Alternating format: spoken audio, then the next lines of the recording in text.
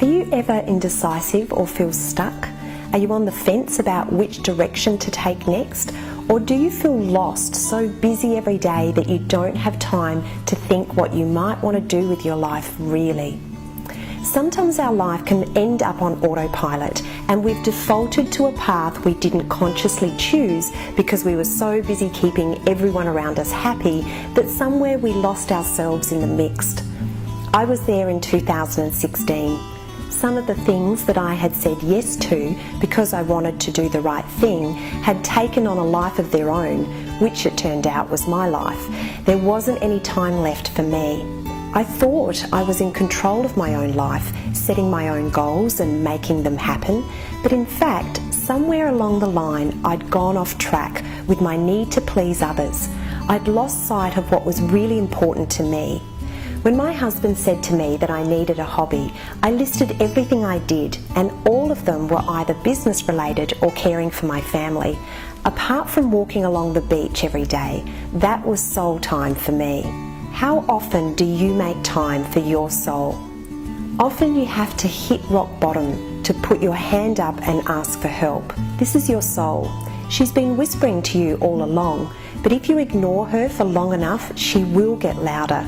And getting your attention might take massive and often painful change, like losing a loved one or something else important to you, like a job, a relationship, or your health.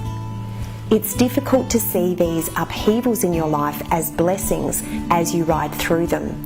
But I can promise you, from someone who has made it out the other side, if you see them for what they are, a wake-up call, you will one day in the future say that it was the start of your new, happier life. What lights you up? Think of the last time, even if it was a passing moment, that you felt full, that warmth in your heart, something that as you remember it now brings a smile to your lips. Whatever comes up for you, if it was watching a sunset, cuddling your child, riding a horse, or painting a picture, in that moment you were connected with your true self, your soul. Write a list of all the things that make you feel that way. For me, one of them is doing what I'm doing right now, sharing this information with you. This is what makes my heart sing.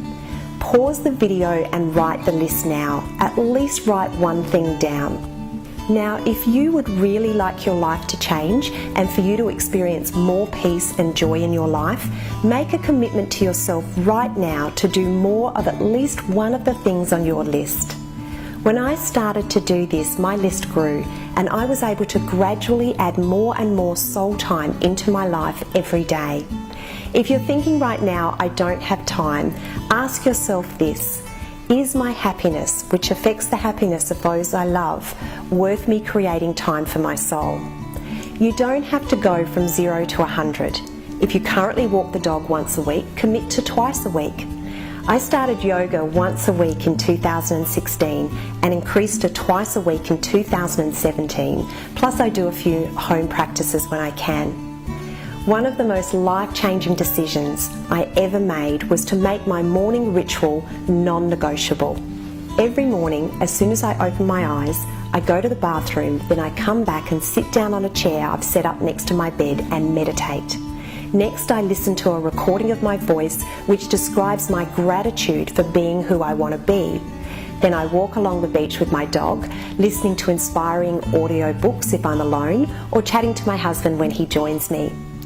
Then after the school prep and run, I write in my journal. Now, if you don't have a morning ritual at all, or you have one that you haven't consciously chosen, like rolling out of bed and stumbling to the shower, start small. You might start with opening your eyes and declaring, "Thank you for this amazing day and the opportunity for me to be happy and loving." Your first thought of the day can set up your whole day. Choose your intention for the day rather than letting whatever happens run your day for you. If you don't have a regular meditation practice already, Insight Timer is a great app to get you started. There are thousands of different guided meditations available, or you can use the timer to sit and meditate on your own. The purpose of meditation is to become still, to slow down the constant chatter of your mind so that you can connect with your soul, your inner wisdom. You might set an intention before you start and ask a question. The answer can come to you in so many ways. You might have an idea or remember something relevant that you've forgotten, or read it in a book or watch it on a video. Your soul is calling you to watch this video right now. You know it is your soul's voice if it lifts you up and makes you feel good. Keep asking your soul questions and be alert for the answers. She is speaking to you constantly. You just need to be aware enough to notice. I would love to hear what lights you up and how you start to connect to your soul and tap into her wisdom, the questions that you ask and the answers you receive. Once you start this constant loving flow of communication, you will feel your purpose for being here and be able to live that purpose every day. I can't wait to share with you next week how amazing life can be when you wake up each morning with a purpose that inspires you. Until then, sending you much love and peace.